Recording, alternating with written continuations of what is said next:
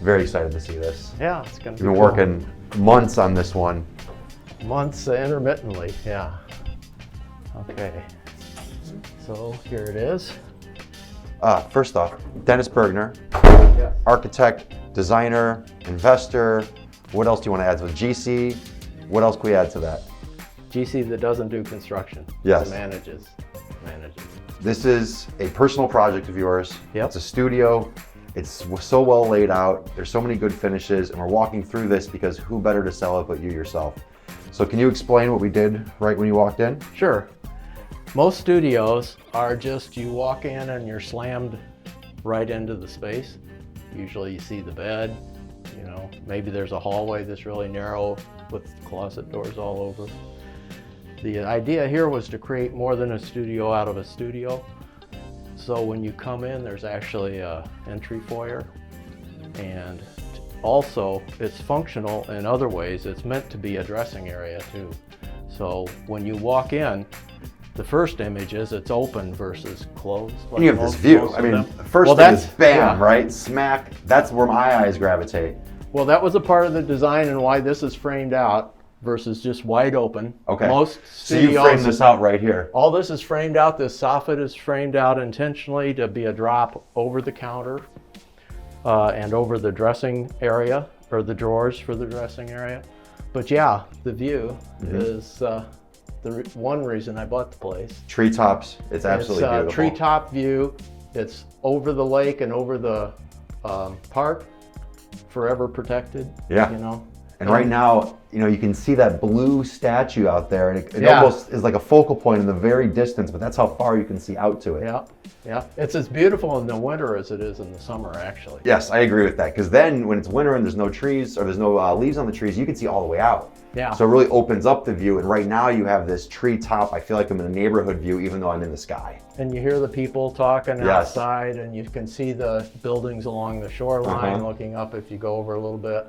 It's really a critical element, I think, in how you do a studio too. If you can bring the outside in, I like that. and make the feeling of the studio not just, okay, there's windows on that one narrow wall at the end of the studio. If you can feel like you're a part of the view and the view's a part of the unit, it's considerably, I think, a better way to go. So what did you do right on this top here? So all this is new. Okay. When you walked in originally, you were just slammed into the whole space. Was this like a coat closet? There was nothing here. Nothing here, okay. This wall just turned and went that way. And I wanted to create a sense of space before you actually came into the home. And a home that has a sequence of spaces as you enter it. And so this was meant to be an important space when you first walk in, not just a coat closet and a narrow little hall. It was meant to be more than that. But then it was functionally supposed to be more. If you come in here, this is a combination of things. It's definitely the closet, of course. It's dressing area. That's all a part of the dressing, almost like if you had a dresser in your space. That's what I love about this. For me, this is what everyone needs in their home, but they try to find a piece of furniture to accommodate this. You've built it in. You even did the furniture front, which I didn't know about. You taught me about that. The furniture front right here. And then you have these great drawers that hold everything you need. Junk. Yeah, right? And then on top of it, you have an outlet But there's here. clothes. There are clothes in here. I mean, there's other. Oh, perfect. Yeah, so these are deeper down here. They're deeper drawers down below intentionally so you can put more things in. But to really be a dresser. Yes. A dresser right off the dressing room, because most of the time the foyer and other bigger units too, it just never gets used. Yes. You walk in and you walk out, you grab your coat out of the coat closet and you go. This has now become a functional space for the unit every morning, every evening when the person's getting ready. And I love the mirror here.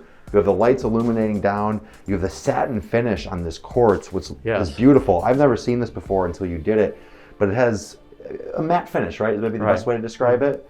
It really sets it off. It's not too shiny. You notice it after you notice it. You know, you see this and it all works so well together, but then when you spend a little more time here, you're like, wait, this isn't just normal stone. And I love these thick pools you did. Well, it's a play on the polished versus the matte. Okay. You see that throughout the home here. Like I have matte brass in a number of lighting areas, but then I also have polished nickel for all the cabinet pulls, the door hardware, even the pulls for the curtain. Yes, these were great. You said these took 12 weeks to come in? Yeah, yeah. Polished nickel's always been one of my favorite finishes. It's what I did in my bathroom at home, and it seems the richest to me. And in the Gold Coast here, I feel like it captures the Gold Coast feeling and vibe. And now that matte brass has become popular, that does too. It has another rich feeling to bring into the whole orchestra of finishes, colors, everything that's going on, all the textures. Well, it used to be you'd just do one finish throughout of the metal, and not anymore. It's really become a way to design a softness into a certain area. Like if you do the matte brass in a certain area, I think it feels a little softer and a little less glam than polished nickel. From an architectural and design standpoint, do you remember when that transition happened, when that became more acceptable to use metals? More metals, different metals? It's probably been happening for 5 years at least. So relatively recent then. But you wouldn't think to do it. The cool thing here is you wouldn't think to do it in a studio when you only have one room. Yeah. I mean, one box how many metals are you going to put in one room and have it still come off like it was meant to be? But I also picked areas where I only wanted the polished nickel, just on the poles, for example, and where I only wanted the satin brass, only on the light fixtures. So there's a reason. It's not just, okay, let's put some of this metal here and some of that metal there. It was really meant to work functionally with a reason for why it was really placed where it was. I have a question. You did doors here, which is very clean, and then you did curtains right here, and then you did curtains in the bedroom area, which we'll show later. How did you make that decision and why? Most studios, because they're small, they have a tremendous amount of doors versus a bigger unit. So one reason I didn't want a bunch of doors, I wanted this to feel open and connected. This was a door. This is a door right here? I took the door off. I took the frame, left the frame, but I took the door and the hinges and everything off and just recased it so it felt like this opening here that does have the doors. Yes. And so this has that same case. So you added this one, so this wasn't there. Right. But this has the door frame that's metal, but the wood outside of it, which really blends it all in. And if you look going this way visually, everything is lined up. The door heads that are cased are lined up. And if you come in here and you look back this way, at the ceiling openings that I dropped, those line up. So there's a rationale, and this drop here lines up with the drop over the door. Yeah, everything's one line. If it's just drywall wrapped, there's a specific reason why it's a certain height. If it's a cased opening or a door opening, it's wrapped at a certain height, but they relate to each other. So you see that connection and you see this connection. And it helps going the other way. It kind of carries your eye out toward the lake view too. That's a great come point. back here and you see things, it kind of takes your eye toward the lake view. And the art even helps with that, just bringing you straight there. Yeah. And the light fixtures too, they're all clear. Even the bulbs are clear. They're a filament type bulb. And so I didn't want to obstruct the view any more than minimally I needed to put light over the table. I love that you didn't use Edison bulbs there, because yeah. I felt like you didn't want to take away from it, right? Like you just, the point is not the light bulb. We're not trying to focus on the light bulb. Notice the light fixture, but look to the view. Look through it. Yes. Yeah, look through it. I like that thought. It's an element along the way of the view. An element along the way of the view. Yeah. That's great. Yeah. So then dressing area in here, again, this could also be if somebody was paying their bills or on the internet, doing whatever, they could work here. It's meant to be a desk for that sort of thing. But also it could be a makeup desk. And we have Marilyn right here just you got Marilyn purpose. saying hello every morning and evening. This too, you'll see, like the area rug ties in with the rugs out there. I didn't even think about the rugs. There's a connection. Like this is a more important rug because this is your entry. So this should have a little bit more importance to it. But then the others, in order to still connect the different spaces and also give a sense that, okay, this is an area, it's not just one big open space. This is an area that connects to that area, and it also suggests, okay, that's the living room. This is the dressing room. So the rug helps define the space, essentially. Okay. Yep. Then in the bathrooms, always small in the studio. It's always small in a 1-bedroom too.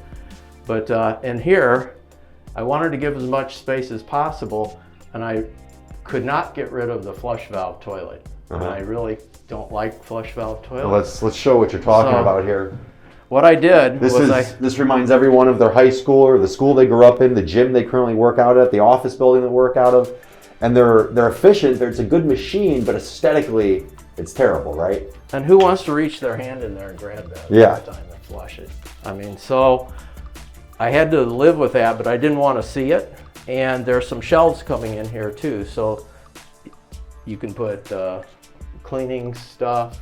You can use stuff in there that maybe you would normally put underneath your vanity cabinet. So you're able to create storage in addition to it. So it served two purposes. One thing, it's aesthetically beautiful, but it also has the pragmatism of storage and the added ability. Yep. And it also lets me extend the counter, lets me run the mirror full width, so I could, again, open this small room as much as possible. And you can flush the toilet by pushing a little button. That's one of my favorite features. Yeah.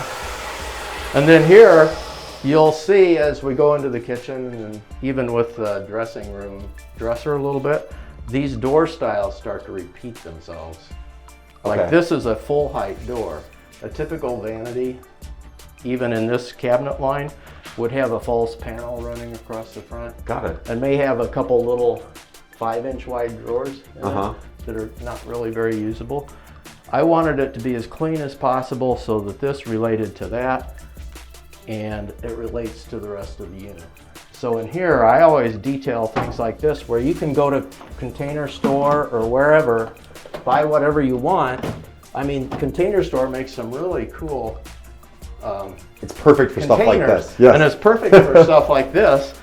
And they're always on sale. There's always a sale. They're always on sale. And when you close the doors, it's a very clean look. Yes. So. How about the shower? Shower, nothing special other than I put a Simple Human thing here where you could do a lot of features with that. I did redo all the tile.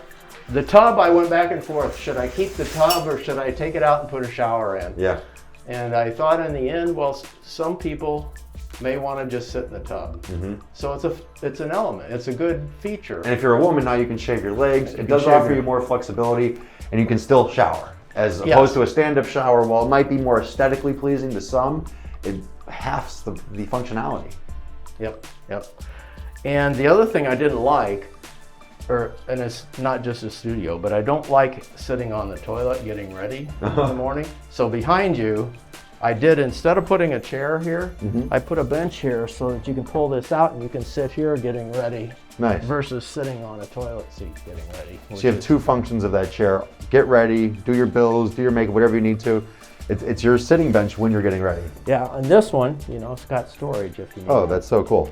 So, again, trying to be as efficient as possible. The studio is really about that, and this isn't our first project together, and you've always been good at this. You really utilize all that storage. I mean, even this piece of furniture right here, it's very vertical. It's an IKEA piece, I think, right? Yeah. It's straightforward, but what else do you need? And this is a very good thing for the space, and I like how it breaks up your closet. Yeah, that was the intent, so that these don't have to be closed all the time. You could leave this here, and like if you come and go, okay, I got to get my hat and gloves and stuff. Okay, there they are. Grab your coat and you go. It's very functional as far as use.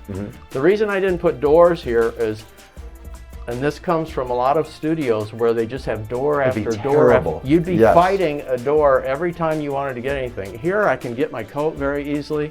I can, like I said, get my scarf or my hat. This is so much easier, and it's softer. When you walk in and you look in here, it's like, this doesn't really look, it looks like it could be a dressing room. Yeah. But it really is just the hall to the bath.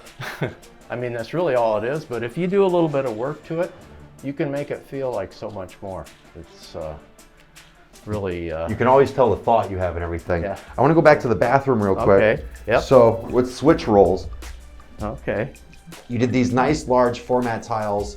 They're square. I think they're perfect. You did a stacked pattern instead of staggering them.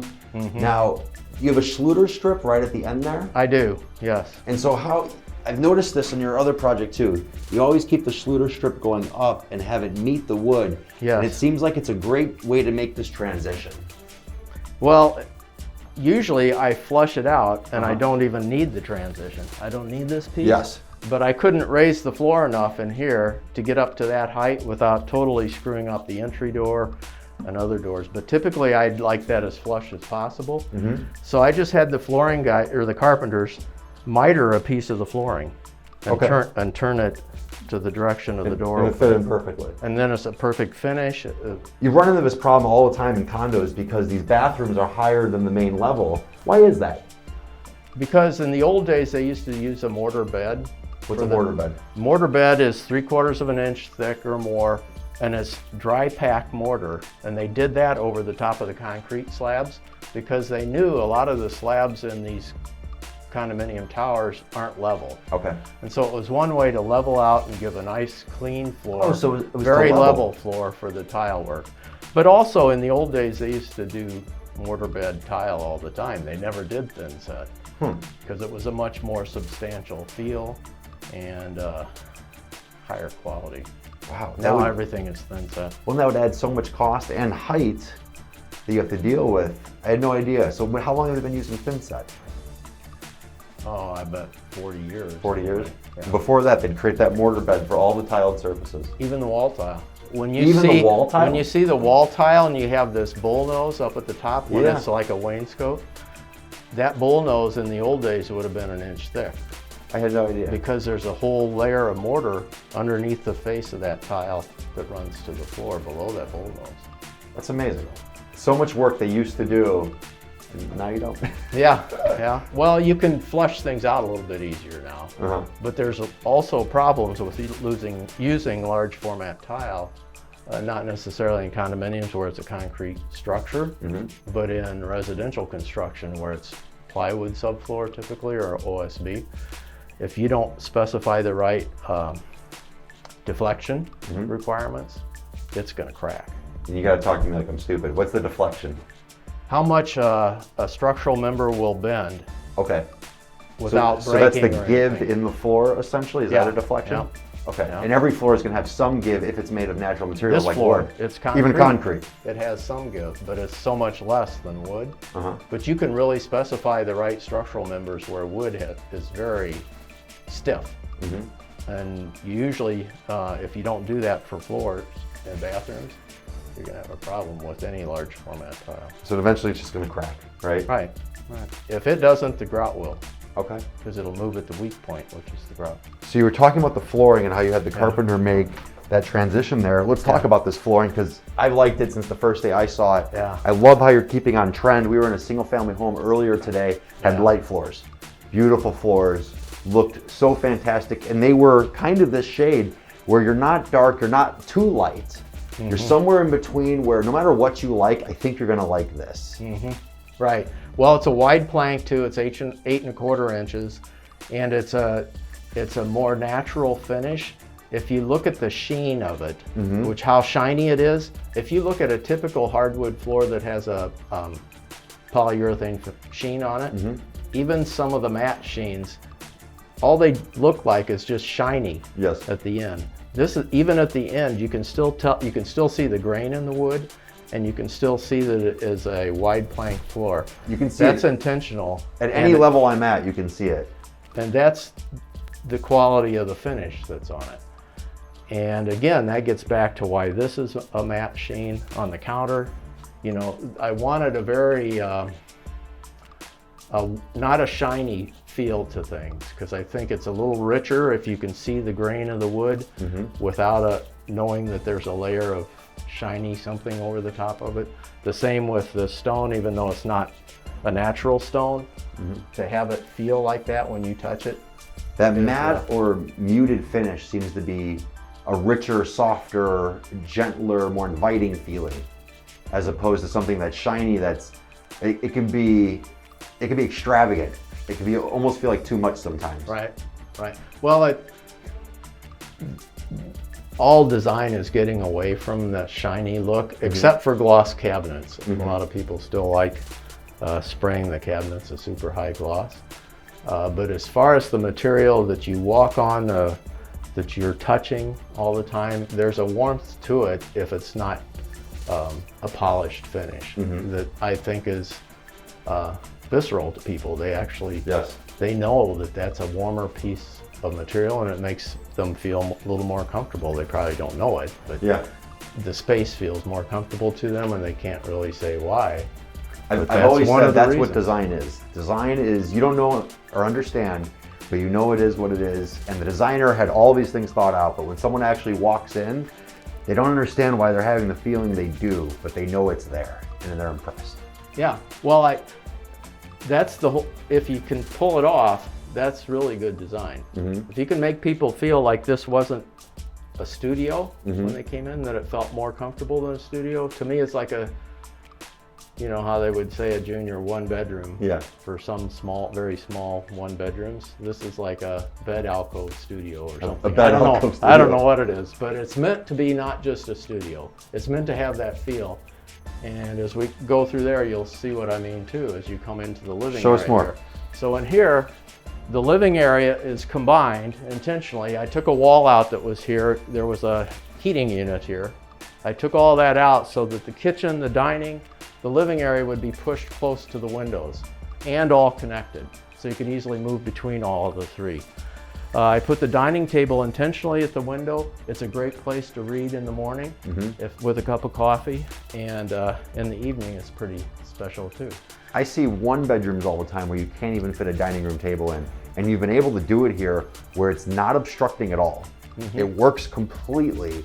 And I even like how you put the chairs on the opposite sides. So it's like, okay, I'm inviting, come on in. I can sit this way. Maybe you'll sit that way. We'll hang out. You can sit on the couch. I still see everything that's going on. The space feels so large every time you do that. You can look out the window and see the boathouse down that way. You can see the lake, of course, and you can see everything in the park. So to have that be up close to the window and make it feel like a part of the room versus just windows at the end of the room and your living space. Most studios, the kitchen will be when you first walk in. Kitchen will be there and closet on the other side. Then almost everyone puts a little table right next to the kitchen. You don't get the opportunity to sit at the window. Yes. And then either a bed or a small sofa or something. I feel like the bed's usually by the window. So this is intentionally, right. Sometimes people even put the bed by the window, which I don't understand, because most of the time when you're in the unit, you're not in bed. Yeah. I mean, you want to enjoy the space and the view the whole day if you can. So that was the idea here. Bring these functional areas closer to the window, but also make them all connected and also make them feel like they're not in the bedroom.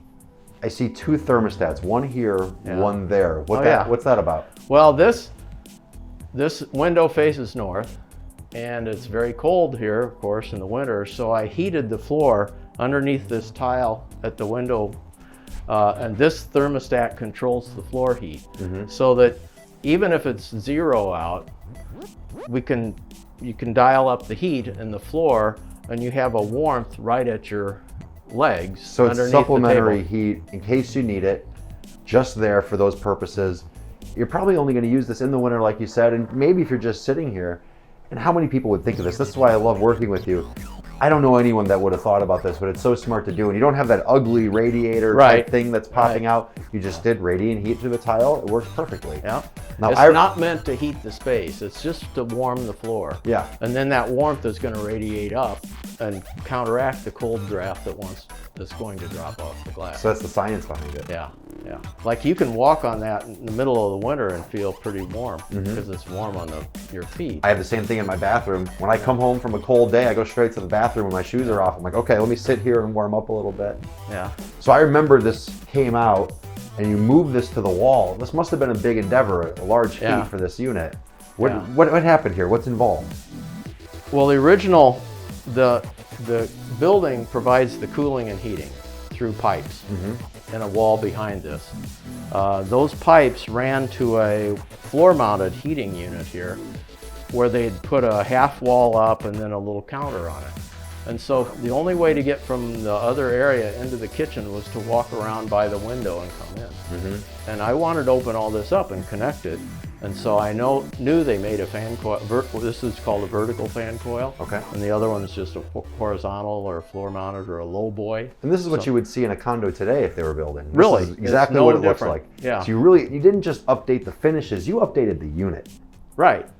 All the systems in the unit are new. So this, again, it provides the heating and the cooling. That's the stat for it.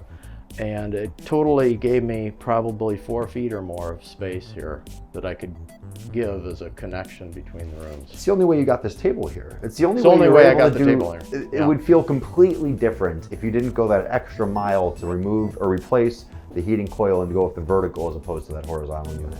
Yes. And I wanted the window, which opens into the kitchen essentially. The whole group of windows opens all the way into the kitchen here. I wanted the room to open up with respect to the window too, so that other half wall and counter and the unit closed it off so much it didn't feel like, it felt like it was a separate space and there was no relationship to the room other than the windows. And so now the windows feel a part of really everything. Makes a lot of sense. That was the thought. Let's go through this. Okay. I'm gonna stand here just because it's a studio. The other idea on this was I knew how deep it was, so I wanted it to come out to the face of the cabinets. And so then there would be I could make it as efficient as far as flow if I did that. So that's the other reason I put this unit in. And then I just did cabinets. Again, you can see they're full height doors, very much like the bathroom doors, and a bank of drawers, and then uppers. I went with a 2-foot wide cooktop and range, which means you can't put, in our country easily, you can't put a microwave over it that's vented.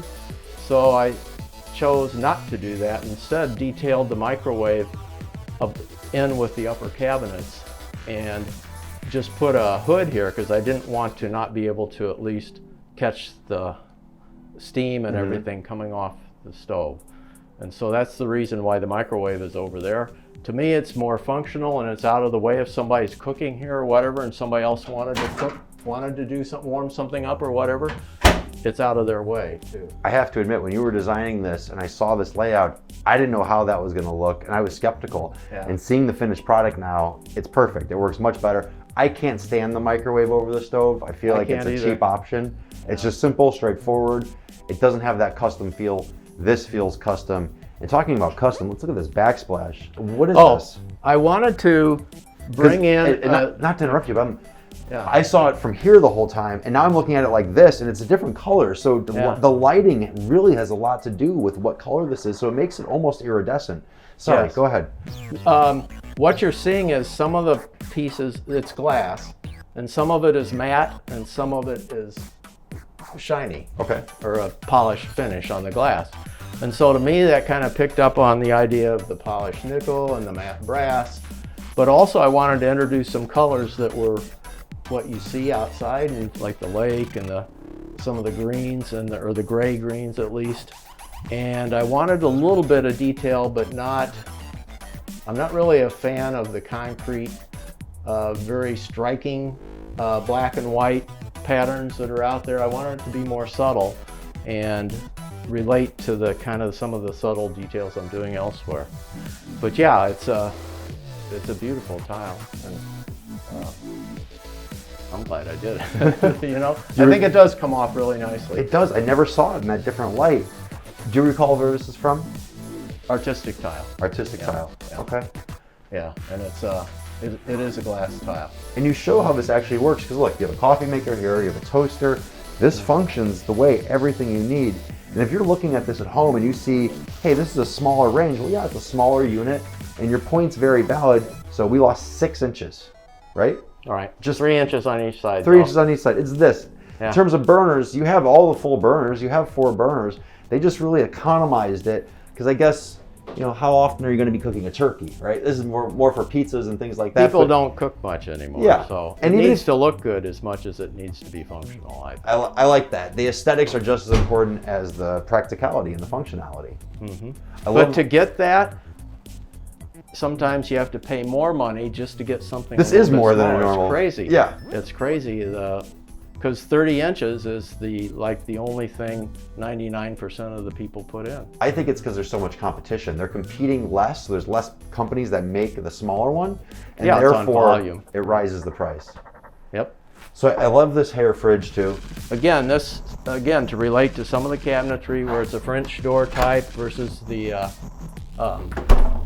just a full door. And these open right on the same line, don't they? They open on the same line. That's beautiful. Yes. The other thing I did, and most people don't want to do it, but to me, if you're trying to make the kitchen and the living area and the dining area all feel connected, the kitchen has to look as good as the rest of the rooms. And so I don't really like a lot of appliances. Yeah. And so the dishwasher is here. Again, with the smaller appliance. It's a smaller one, but for a person that's living here, or even a couple that's living here, a young couple, easily enough room to do probably 10, 12 sets. We're Americans. We think everything should be bigger. Right. And it should. Well, and to me, it's very important, first of all, that you don't see it, because you're in the living room and it's part of the living room. And that it relates to the same size. It's the same size as the cabinet that the sink's under. Okay. So I wanted those doors, as I have a number of paired doors going on, even the bathroom vanity. I wanted this to look somewhat like that and feel as finished as possible. You're right. From here, they open together. They're the exact same size. Yep. Wow, it's really sharp. So we have a bedroom here too. I do have a bed alcove. A bed alcove, yeah. Bed alcove. And so the intent on this was to make it, again, almost like a secondary living space where you could have like a day bed, essentially, where you could even study on it. You could lounge on it. You can still see the TV. You could have a group of people over here, and some of them are milling around, and they're like a lot of sectionals they'll make now, where the ottoman part of it will tuck right up to the sectional, and it makes something very similar to that. And so I wrapped the headboard all the way around. And so you made custom furniture for this? Yes. Yeah. The headboards wrap all the way around, and then I opened it up just so you could kind of get a sense of how it would feel as a bed or as just an additional lounging area. And the reason I didn't want it to be just a bed, because of the functionality, but also I don't really want to see a bed. Like, I wouldn't have the white pillows out. It would be tucked in. Okay. If I had guests over, it would be tucked in, and it'd be just like another secondary lounging space in here. Oh, that's smart. I didn't even think about that. Okay, so you would remove the bed element, keep the throw pillows, remove the sleeping pillows, and then you're just hanging out here. It's just, you're over there, I'm over here, and we're in the same space all of a sudden. Yeah, you got a couple people talking over here, you got the whole group going over here, you got a game on TV or something. And I see this dimmer. Oh yeah. That's nice. Everything's on a dimmer. Every single light. Every single light, yeah. These are on a dimmer, you can bring these down too. You're right, you can completely set the mood here. Yeah. The ones even out here over the counter, you can turn those down. And I like this light fixture. It fits really well. We were talking about the matte brass. This really is that complete element. And it feels a little mid-century modern to me, but only this and those lights hold that element. Did you do that intentionally? Yes, I did. Okay. Yeah. Well, the building is one of the few vintage buildings where they've kept the lobby, and it's really pretty much how it was in 1960. And so I wanted to at least have some, not really physical elements, but some thought that I was not totally disrespecting that. So it's kind of an homage to the original developer and architects. A little bit. I like that. Yeah. What else do we miss? Let's see. Well, the sectional, obviously, the main living area, this part, this, again, I wanted it so that you could sit anywhere in here. I may be messing up my cord. Where you could sit anywhere in here and you've got a view of the lake. You're connected with the kitchen, you're connected with the dining area, you're even connected with the alcove. When you've got people over here, you could have a dozen people in here and it probably would not feel jammed. We were in a couple studios yesterday and they were modern, just built, brand new, not even lived in yet. And this lays out so much better, and you couldn't even fit a couch in one of them. They put like this two-seater in front of the bed. This is a sectional in a studio. Right. It's 103-inch sectional. 103 inches, Each way. which some people might not be able to fit this in their one bedroom. It would make the room too tight and cramped. And it really shows you how much has been thought about and how you've worked the space, because this isn't just a studio. This is a home in the sky that has options on how you live with it. And whether you were living here full time or this was just an in-town, you could do anything you wanted. Well, think of if you were looking for a one bedroom. Somebody was looking for a one bedroom. What happens to the bedroom area? People only use it to sleep there. Yes. At the most, maybe they'll try to jam a desk in there and try to study in there or something. And then they have another wall of doors with their closets. And they have another wall of doors and closet. So if you, let's say you wanted to try to not spend as much, but you still wanted a one bedroom or at least a close feeling of that. That's what this studio was supposed to do. Okay. It was supposed to feel like you have a space where there isn't just a bed right next to you, where that cabinet over there can be a part of this room, even though it could also be a nightstand for the bed. Yeah. So Yeah. the way this is arranged too, if people were over here and sitting and talking, the bed would kind of go away. It already has. I already forgot about the bed. We're talking about it, and it's behind me. It's gone. And I'm in your living room, and also in your dining room. We're also in the kitchen, but none of it feels that way. Right. And you've got the view right in front of you. The view is so important. If you didn't have this wall of windows, I don't think it would feel the same way. I agree. Yes. I agree. The more glass you can have, the better. But people ruin how they lay out the space, especially in studios, how they lay out the space. And then the window is just happens to be on one wall in a part of the space. This is meant to be this is supposed to be as much a part of the space as the dining table or the kitchen cabinets or this sectional. The whole view is supposed to be a whole. It's the focal point. It's the center of the room. It's really gravitating everyone towards that. And it's the first thing I noticed. And then I noticed Maryland, and then I look around and I'm like, wow, detail, detail, detail everywhere. Yeah.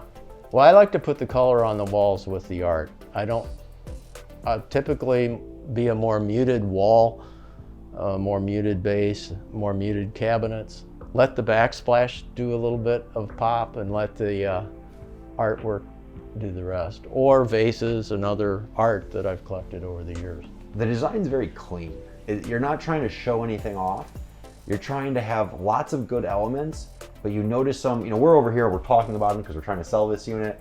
But if you were just sitting in this room, you'd be like, oh, the lights, and oh, the backsplash, and oh, the hardware on the door. Let's talk about that door hardware. And so how did you decide on that? Well, I had originally selected the cabinet pulls and polished nickel. I went back and forth about if they should be polished nickel or not. I also wanted them, if you notice, they all are attached on the center of either the top or the bottom of the door, depending on if it's upper or lower. I didn't want to put them like in the corner of a paired door. I'm so glad you mentioned that. I wanted them intentionally. That's a design element to me. And if you can make them relate to each other throughout the whole kitchen and the bath and all the other locations of the dresser, there's that connection of all those pieces. You can tell somebody thought about that. Not only did they think about it, but it also feels like the whole space seems more connected, because now there's not just, there's knobs for the doors and there's pulls for the drawers, and it's a simple piece that connects every door and every drawer in the space, whether you're in the bathroom, whether you're in the foyer, or whether you're in the kitchen. And to me, that's also a bit of that's very important in how space feels. But anyway, those were my first thing. And then after I found those, I wanted to do a square or rectangular escutcheon on the back of the... What's that word? The escutcheon is the plate that fits against the door. That's going to be the word today. Every time we hang out, I learn new words from Dennis. Do you know how to spell that? E-S-C-U-T, escutcheon, C-H-E-O-N. That sounds familiar. Escutcheon. Escutcheon. And what is that one more time? It's the back plate on doors, on the hardware of the doors, the handle of the doors. And it's typically round, which is a rose or a rosette, depending on who's talking about it. And because of the pulls, they're all rectangular, I wanted to do the same thing on the door hardware. And so even the the hinges. I knew the hinges would be exposed on those doors because they open out. I ordered polished nickel hinges too, because the typical hinge isn't polished nickel when you order that from any cabinet or door supplier. And so those, but they also have a bit of, on the handles, they have this kind of almost a faceted look to them. And again, that was to kind of bounce the light around and relate a little bit to the tile, which is this angular or skewed trapezoid pieces, and connect that. It connects, it's the same thing in the bathroom to kind of pull that detail throughout. But the rectangular escutcheon was important to relate to the poles. Do you recall the manufacturer? MTech. MTech. So they make those. Those are MTech, and the hinges are Baldwin. And so we have, who do we have right here? This is Oscar Wilde. This is a friend of mine did a number of these paintings, not the one in the bed alcove, but this one in Maryland. And there's another one around here somewhere that he did. Les Leffingwell is a friend of mine, and he did these 50 years ago. That's 50 years old? Yeah. That's amazing. 50 years ago, in the 60s. Are we missing anything else on this unit?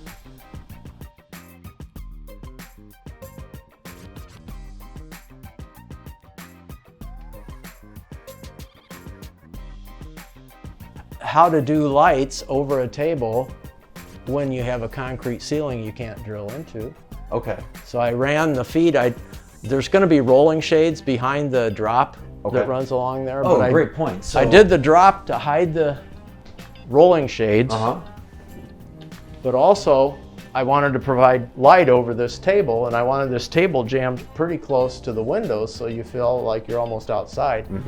So I ran the power in the drop, and then this is just a three-port canopy, they call it, but I ran then, because I did want 3 lights here, and then I just ran, those are called swag hooks. Swag hooks? Swag hooks, but they're matte brass, and they typically, like if you had a ceiling light over your dining room table, but the junction box was in the wrong spot, wasn't really over the table, you would put a swag hook in. Okay.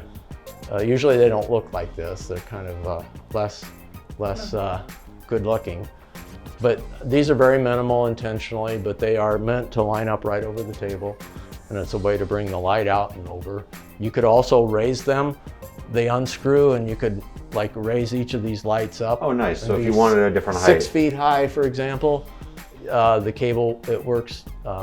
This seems just right. This seems like the right height. I wanted these lower so when you're standing up, you see past them. That's why I like it, because for me, they're below my vision. Yeah. They're right below my sight of eyesight, so it's right below there. So you still get the treetops, the lake, you get the buildings, of course, and they don't obscure your view. Line of sight is what I was trying to say. Line of they're sight. right below my line of sight. Yeah. Okay. I like the mirror back here. Oh, I that was really another. like this mirror and the mirror right in the front, because you've made it so no one needs that piece of furniture. It's built into the home. Right. This one was meant to be, if you're working here and you're cleaning, you're washing the dishes or whatever, you still got a view. Yeah. That was the whole point of this one. So that when you're here, normally you're looking at a kind of not a great wall. The other thing is I wanted to terminate the tile in a way that was rational. And so I wanted the view, but I also wanted a way to stop the tile rather than just slam it up to the mirror. Got it. So I extended just enough of what the filler trim was here on the cabinets on this wall, just to create a shallow shelf. We created this shelf. You created a way to hide the Way to hide the lighting, yes. Plus a way to do the mirror. It's that combination of thought that really pulled this off well. This feels like you're in a multi-million-dollar home, and then you step away and, well, yeah, I'm in a studio. Yeah, but it doesn't feel like a studio. Yes. That was my defining goal. It can't feel like a studio where you're right next to the bed and where you got little windows at the end of the room. You know, it should feel like any home. I mean, why should a studio be less of a home than a 12,000 square foot home? It's very livable. Yes. I can tell you that already in the short time I've been here. It's not even quite 100% done, but it is so comfortable. It's very cool to get up in the morning and you can see the lake. Yeah. But you're not really in the rooms that are at the window. where the lake view is. And if you wanted to stay up late at night, you can still watch the TV if you want. It's right there. You know, if you can't go to sleep and you need some noise or whatever, put you to sleep, it really functions well as far as, it did what I was hoping it would do. And I've only been here a month or so, but it's perfect. I think you really accomplished that. I've been watching it throughout the whole stage, and you put so much time and effort and thought in everything. I really appreciate you doing this. Most people will not take the time, but you're really good at it. Thank you, Dennis. Sure. Absolutely. Yeah, it's a pleasure. Take care. Pleasure, you too. Bye.